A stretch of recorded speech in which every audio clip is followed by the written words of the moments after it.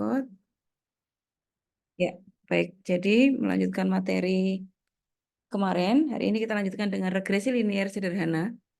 Jadi regresi linier, kalau kita melihat, mungkin kalian pernah mendengar regresi linier itu seperti apa gitu ya. Jadi biasanya ini memang digunakan untuk memprediksi atau melihat hubungan antara dua variabel. Kemudian nanti kegunaannya bisa kita prediksi kalau salah satu variabelnya diketahui gitu ya. Oke, kita coba lihat definisi dari regresi linier. Nah, seperti yang saya utarakan tadi, regresi linier adalah sebuah metode statistik yang memodelkan hubungan antara dua variabel acak, di mana salah satu variabel ini akan mempengaruhi variabel yang lain, gitu ya. Pada implementasinya, regresi linier sederhana ini bisa dimanfaatkan untuk menduga atau memprediksi baik itu kualitas maupun kuantitas suatu hal, gitu ya. Nah, jadi bisa dikatakan ini sebuah metode yang digunakan untuk melihat hubungan antar satu variabel bebas dengan variabel tak bebasnya, gitu ya. Kalau ini diketahui, maka variabel yang bergantung dengan variabel ini kita bisa prediksi. Nah, jadi karena di regresi linier sederhana ini bertujuan untuk mengetahui pengaruh dari sebuah variabel terhadap variabel yang lain, maka pada analisis regresi sebuah variabel yang mempengaruhi, kita sebut dia variabel bebas karena dia nanti akan mempengaruhi variabel yang lainnya, sedangkan variabel yang satunya disebut dengan variabel terikat atau variabel tak bebas atau variabel eh, apa namanya bergantung gitu ya, itu juga bisa. Oke, nah sebetulnya ada beberapa istilah yang bisa digunakan selain variabel bebas, variabel tak bebas, variabel terikat gitu ya. Jadi variabel yang mempengaruhi itu disebut dengan istilah variabel bebas atau variabel independen atau variabel penjelas atau variabel X biasanya. Jadi yang bagian X itu nanti apa namanya dianggap sebagai variabel bebasnya karena di dalam grafik dia sering digambarkan di sumbu X gitu ya, atau sebagai absisnya. Nanti sebagai ordinatnya, yaitu variabel yang dipengaruhi, artinya dia variabel tak bebas karena dia sangat tergantung dari variabel bebasnya. Dia bisa disebut juga dengan variabel terkait, variabel Y, atau variabel terikat, gitu ya, banyak sekali. Nah, analisa regresi atau analisis regresi ini digunakan untuk peramalan atau memprediksi. Caranya tidak sulit sebetulnya. Ada beberapa cara untuk mendapatkan garis regresi karena tadi kan kita sebut dia regresi linier. Berarti nanti grafiknya adalah sebuah garis lurus. Nah, garis lurus itu bisa bernilai positif atau bisa juga bernilai negatif atau ya nilainya dua itu ya. Kalau nggak positif artinya makin besar nilai X-nya, maka makin besar pula nilai Y-nya. Kalau negatif berarti makin ke kanan atau makin besar X-nya, nilai Y-nya makin turun, gitu, makin kecil gitu ya. Oke, kita kembali ke sini bagaimana cara mendapatkan regresi linier. Ada 4 cara, tapi hari ini kita akan mempelajari hanya satu cara, tapi yang lain kita singgung sebentar ya. Yang pertama adalah cara bebas atau freehand, jadi ini dengan coba-coba gitu misalnya. Kemudian yang kedua, dengan cara menghubungkan dua buah titik yang paling rendah dan paling tinggi. Jadi kalau ada sekumpulan nilai, misalnya di dalam sumbu kartesius gitu ya, sumbu X dan sumbu Y di ruang dimensi 2, karena kita pakai dua variabel. Jadi kalau regresi linear sederhana ini, variabelnya hanya 2, X dan Y. Apa namanya, variabel X akan mempengaruhi variabel Y gitu ya. Maka bisa digambarkan di sumbu X dan Y. Nah, kalau ada beberapa titik nih, sekumpulan titik acak gitu ya. Kita bisa mencari titik yang paling rendah dan paling tinggi. Nah, titik yang lain kan mungkin ada di sekumpulan antara dua titik yang paling rendah dan paling tinggi itu. Lalu kita buat garis gitu. Itu bisa kita pakai juga sebagai cara yang paling mudah untuk mendapatkan garis regresi. Tapi tentu karena caranya eh, tidak memperhitungkan titik yang lain ya, maka ini punya kelemahan. Jadi karena hanya menggunakan dua titik yang paling rendah, di X yang paling mendekati 0 dengan nilai X yang tertinggi paling jauh dari 0, di mana titik-titik yang lain itu tidak diperhatikan, maka ini akan sangat berbahaya kalau ada titik yang ada nilai ekstrim gitu. Tiba-tiba di tengah itu di tengah-tengah nilai X itu ada yang menonjol gitu ya. Jadi bisa paling rendah, bisa rendah banget, bisa paling tinggi gitu. Atau misalnya X-nya itu, X yang paling rendah itu dia rendah sekali, kemudian yang lainnya agak tinggi di sekitar rata-rata gitu ya, tapi dia ngumpul, kemudian termasuk yang nilai tertingginya juga sedikit di atas nilai-nilai yang ngumpul tadi, maka ini juga nilai yang paling rendahnya ekstrim, sehingga garisnya juga tidak pas gitu, karena kita akan menghubungkan dari sini, sebentar, misalnya ya, di sini ada titik, kemudian yang lainnya ngumpul di sini nih, gitu. Lalu X-nya sini. Nah, kita tarik garisnya kan begini gitu ya. Nah, ini agak bahaya karena ada satu nilai yang ekstrim dia mengganggu nilai yang lain. Tapi ini bisa juga dipakai untuk perhitungan yang kasar gitu. Boleh sih. Kemudian cara yang ketiga adalah dengan membagi data menjadi dua kelompok yang sama ya. Masing-masing nanti dicari rata-ratanya, misalnya X1 sama X2. Itu juga bisa kita cari regresinya. Kelebihannya, karena sudah mengikutkan semua titik ya, ketika kita mengambil rata-rata dari dua kelompok itu, otomatis semua titik yang ada di dalam data yang kita punya sudah ikut kehitung gitu. Sehingga nanti kalau misalnya ada nilai ekstrim, maka nilai ekstrim itu akan terhitung rata-ratanya kembali. Gitu ya. Jadi tentu ini mengganggu nilai rata-rata. Jadi misalnya rata-ratanya dari 10 data rata-ratanya 7 gitu. Jadi kemudian ada ditambahkan satu nilai ekstrim misalnya 20 gitu ya, yang rata-ratanya tadi 7 ditambahkan satu nilai ekstrim 20, maka nilai rata-rata ini kan berubah. Tidak 7 lagi tapi menjadi 90 dibagi 11 misalnya. Kan jadi nilainya tidak di sekitar 7 menjadi 8, hampir mendekati 9. Dan itu kan jadi tidak sehat gitu ya. Nah, jadi ini juga termasuk cara yang kalau ada cara lain maka ini dihindari lebih baik gitu ya. Tapi kalau nggak ada cara lain ya mau nggak mau kita bisa pakai itu untuk mendapatkan data yang kasar. Nah, yang paling pas adalah dengan metode kuadrat terkecil. Metode kuadrat terkecil ini seperti apa? Metode kuadrat terkecil ini least mean square gitu ya. Ini diperkenalkan oleh Gauss. Jadi di dalam regresi metode ini kita akan melihat hubungan variabel antara variabel X sama Y. Dan hubungan itu dituliskan dalam bentuk seperti ini. Ini persamaan garis biasa. Y sama dengan A plus BX. B ini kemiringan dari garis ya. Kemudian kalau ini persamaan garis biasa ya, lalu A ini di mana titik itu akan lewat gitu. Tetapi dalam regresi linier, maka A ini adalah konstanta yang akan kita cari. Kemudian B-nya ini adalah koefisien regresinya. Jadi pengaruh positif dan negatifnya di sini. Karena ini gradien. Kalau B-nya positif, maka hubungan antara X dan Y-nya positif, gitu ya. Artinya garisnya itu naik ke atas, makin ke kanan, makin ke atas. Tapi kalau B-nya ini negatif, berarti hubungan antara Y dan X-nya kan negatif nih. Gambarnya juga begini. Gitu. Jadi kalau gradiennya negatif, gambarnya tuh semakin besar X-nya, makin ke kanan kan, nilai Y-nya makin turun. Gitu. Jadi A ini disebut konstanta, B ini disebut koefisien regresi. Y-nya variabel tak bebasnya ya, karena dia sangat tergantung dari variabel X di sini. Jadi ini variabel terikat atau tak bebas, ini variabel bebasnya. Nah, nanti dari sekumpulan data yang kita punya, kita akan mencari berapakah nilai B-nya. Nanti dari nilai B kita bisa mencari nilai A-nya. Gitu ya. Oke, nah gambarnya seperti ini. Ini contoh, salah satu contoh bentuk regresi. B-nya positif karena ini menghadap ke atas.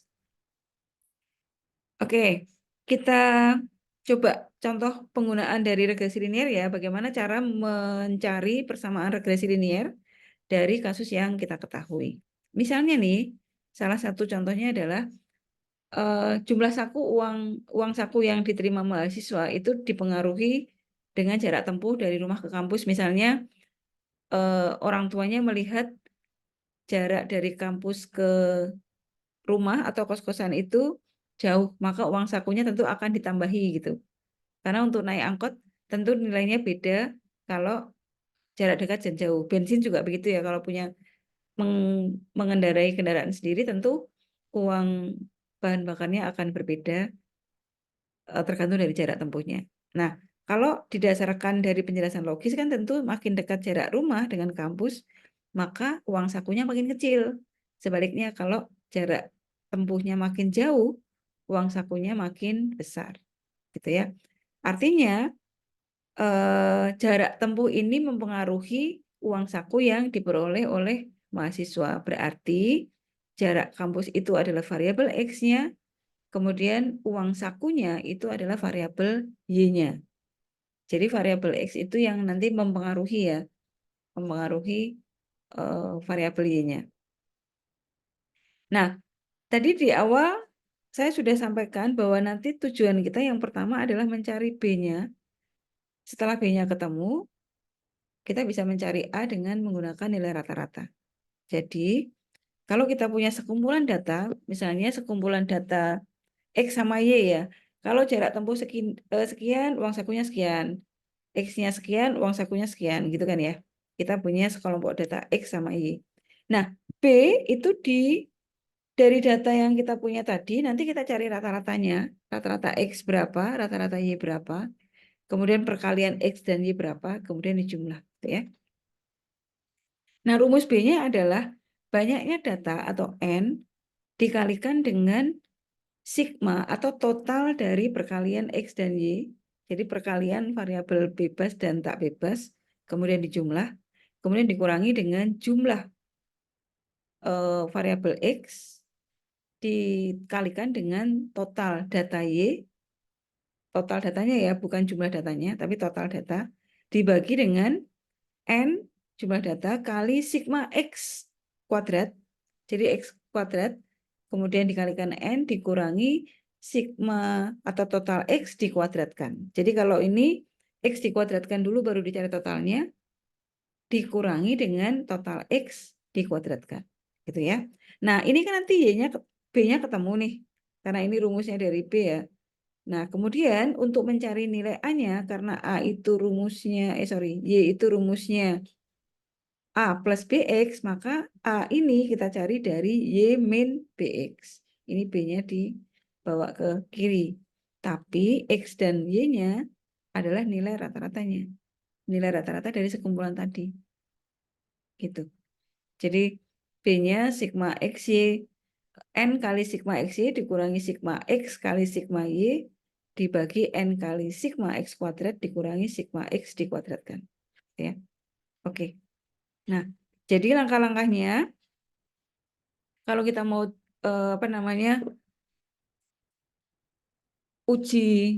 kita lakukan uji regresi linier, pertama adalah menentukan tujuan dari analisis regresi linier ini apa. Lalu kita identifikasi prediktornya siapa atau X-nya siapa dan variabel responnya siapa atau Y-nya siapa, gitu ya. Kemudian kita lakukan pengumpulan data dalam bentuk tabel. Nanti dari tabel ini kita hitung total X, total Y, kemudian kita kalikan X dengan Y dan kita total gitu ya. Jadi yang kita hitung adalah X kuadrat, X kali Y, kemudian total dari masing-masing variabel. Lalu kita hitung kita hitung B dan A dengan menggunakan rumus tadi, terus dibuat modelnya. Nah, kalau sudah ada rumusnya, nanti kita bisa memprediksi. Kalau X-nya sekian, kira-kira Y-nya berapa ya gitu. Jadi ini kita mencari model dengan membuat rumus garis linier gitu ya. Oke, kita coba yuk. Misalnya begini. Ini dari 10 data mahasiswa yang kita mau ngecek nih apakah berat badan seseorang itu dipengaruhi dari kalori yang dimakan atau dikonsumsi tiap harinya. Nah, dari 10 mahasiswa diperoleh data begini. per mahasiswa, Dian itu mengkonsumsi 530 kalori per harinya, berat badannya 89. Kemudian Eca kalorinya dia mengkonsumsi kalori 300, berat badannya segini. Nah, ini kita buat tabel. Yang mempengaruhi adalah kalori. Kalau kalorinya sekian, beratnya sekian, kan gitu ya. Tidak bisa kita balik. Kalau beratnya sekian, kalorinya sekian, gitu. Nah, jadi variabel yang mempengaruhi kita gunakan atau kita identifikasi sebagai variabel X. Lalu variabel yang terpengaruh kita tempatkan dia sebagai variabel Y. Jadi selanjutnya kita buat nih ini X. Nah, X-nya kita kuadratkan. Jadi kita cari nilai dari X kuadrat.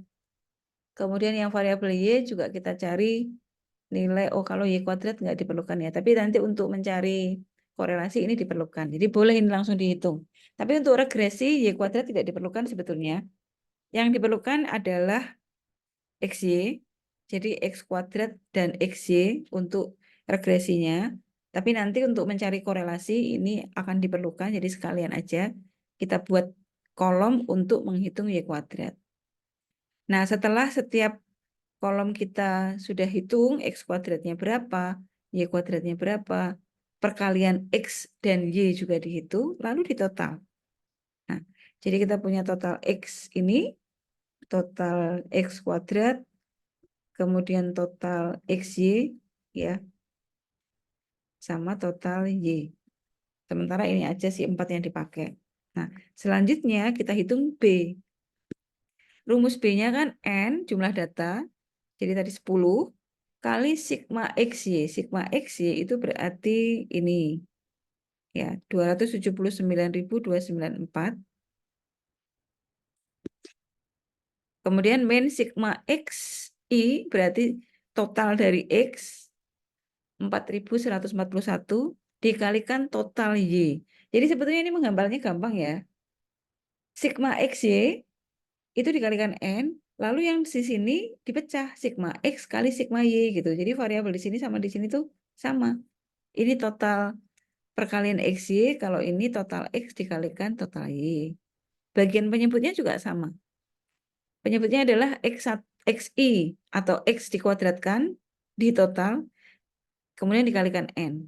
Min, nah kalau ini X total X dikuadratkan. Kalau ini X kuadrat cari totalnya. Di sini ya. Sorry.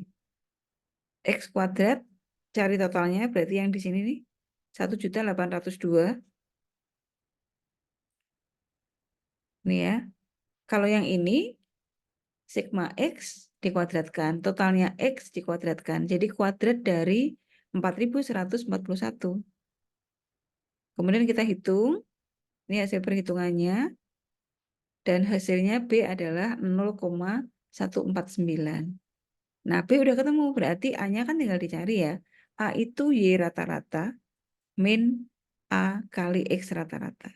Jadi ini, Y rata-rata min B kali X rata-rata. Jadi sekarang kita hitung A-nya. A-nya adalah Y rata-rata. Jadi rata-ratanya Y di sini. Ini dijumlah 643 dibagi 10. Berarti 64,3. Nih ya, 643 dibagi 10. Jadi 64,3 min B. B-nya ini 0,149 kali Y rata-rata. Y rata-rata total Y. X ya. Total X dibagi 10. 41,41 dikalikan 0,149 yaitu 61,7. Jadi A-nya adalah 2,6. Nah, jadi model regresi sederhananya adalah Y sama dengan A 2,6 min 0,149X. Dan ini negatif ya. Artinya makin besar X-nya, maka Y-nya makin kecil. Makin besar X-nya, Y-nya makin kecil. Coba kita lihat di sini. Harusnya ini makin besar ya. Oh, ya dari data ini ya. Jadi hubungannya sebetulnya ini garisnya turun sih. Relasinya turun. Kalau dari, oh sorry, nah ini salah, ini harusnya plus ya. Pantesan kok.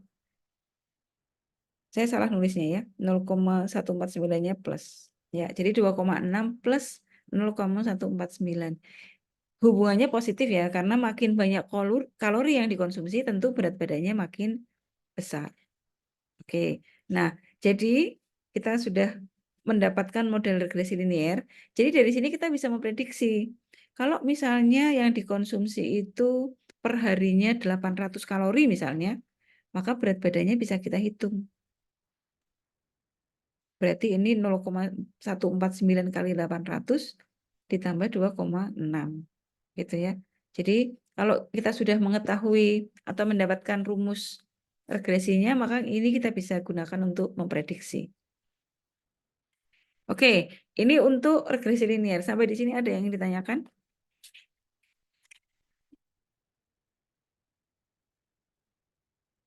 Mudah ya. Nah, sekarang selain regresi linear, setelah kita apa namanya mendapatkan rumusnya, kita bisa memprediksi. Sekarang kita lihat kekuatan hubungan antara variabel X sebagai prediktor dengan variabel Y sebagai responnya. Seberapa kuat? Nah, untuk mengukur kekuatan hubungan antar variabel tadi, kita lakukan analisa korelasi. Namanya koefisien korelasi. Jadi kita mencari R-nya atau koefisien korelasi yang kita gunakan untuk mengukur kekuatan hubungan antara X dan Y tadi. Nah, bagaimana rumusnya? Rumusnya koefisien korelasi itu adalah N kali sigma X Y sama dengan yang regresi linear ya. Min sigma X kali sigma Y. Bagian pembilangnya sama. Tapi penyebutnya, kalau tadi yang penyebutnya kan N kali sigma X kuadrat min sigma X dikuadratkan, ini bukan itu. Jadi penyebutnya yang berubah. Perubahannya adalah akar dari N kali X kuadrat min X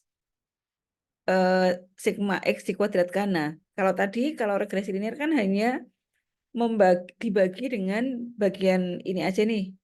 Jadi hanya yang bagian X. Kalau ini karena mencari hubungan antara X dan Y, maka dikalikan lagi dengan bagian variabel apa namanya Y. Nah, karena ini dikalikan dua bagian, maka ini diakar, gitu ya. Akar dari ini bagian X, ini bagian Y. Rumusnya hampir sama. Cuma kalau ini N kali sigma X kuadrat, min X kuadrat, min sigma X dikuadratkan, dikalikan yang bagian Y-nya. N kali sigma Y kuadrat, dikurangi sigma Y dikuadratkan. Gitu. Nanti yang bisa kita ambil kesimpulannya adalah, contoh ya, misalnya yang tadi nih, kita hitung ternyata R-nya itu 0,95. Ini berarti bahwa hubungan antara variabel X dan Y-nya sangat kuat. Paling kuat tentu satu ya. Paling kuat satu. Nah, jadi ini karena hampir mendekati satu, maka ini sangat kuat. Jadi artinya berat badan memang sangat dipengaruhi oleh konsumsi jumlah kalori per hari. Gitu. Itu untuk korelasi, koefisien korelasi. Ya. Satu lagi ada koefisien determinasi. Koefisien determinasi ini dapat ditentukan dengan cara mengkuadratkan koefisien korelasi yang ditemukan tadi. Nah, jadi rumusnya juga kalau tadi R, nih ya, koefisien determinasinya R kuadrat. Nah, dari contoh tadi kan kita mendapatkan R-nya 0,95. Kalau 0,95 dikuadratkan, hasilnya adalah 0,9. Ini berarti bahwa 90% variabel X atau prediktornya dapat menjelaskan bahwa variabel tak bebas atau variabel Y-nya dan apa namanya, dan 10% dijelaskan atau dipengaruhi oleh variabel lain. Jadi artinya 90% memang berat badan itu dipengaruhi oleh kalori. 10%-nya mungkin dipengaruhi oleh variabel lain. Apakah misalnya kegiatan atau ya kegiatan yang dilakukan sehari-hari oleh mahasiswa yang disurvei gitu ya. Gitu. Tapi 90% bahwa dari data tadi kita bisa menyimpulkan bahwa ternyata 90% itu dipengaruhi oleh kalori. Gitu. Ada pertanyaan sampai di sini?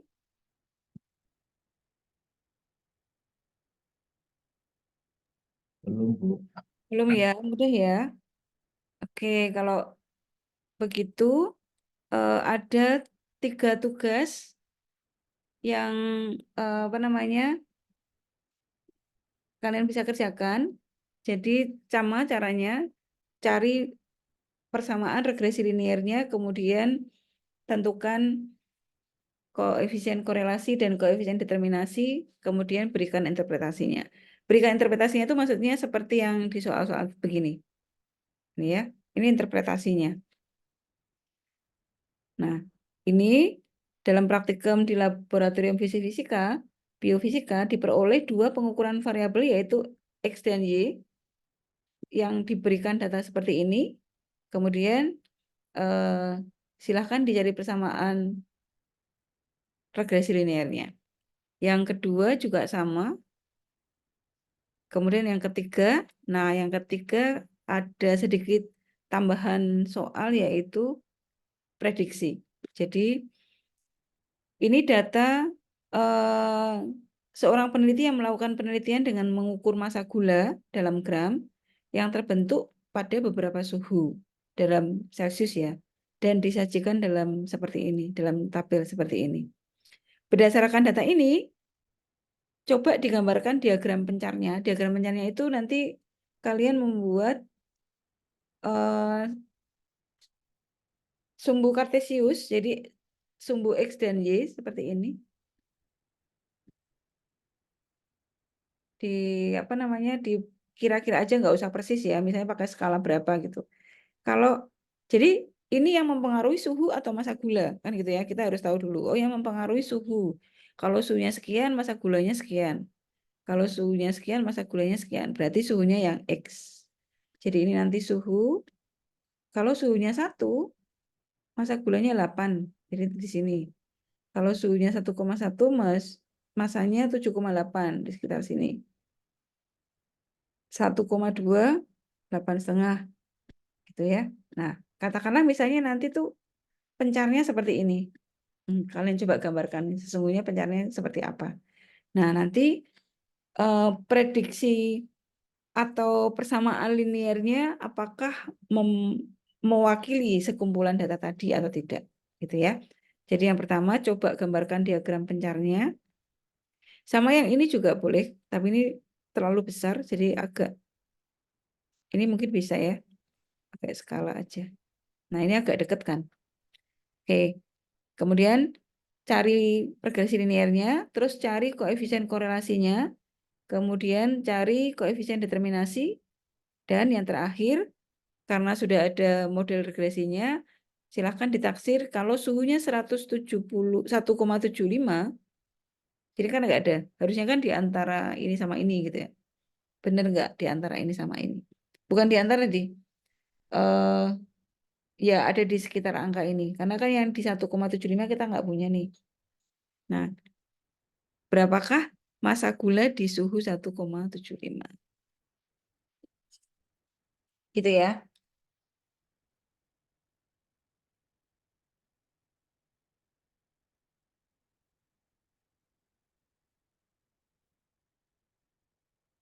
Oke, saya kira itu materi regresi linear yang bisa saya berikan. Dan ini eh, bukan materi yang sulit, jadi mudah-mudahan apa yang saya terangkan tadi bisa digunakan sebagai acuan untuk menjawab 3 soal tadi.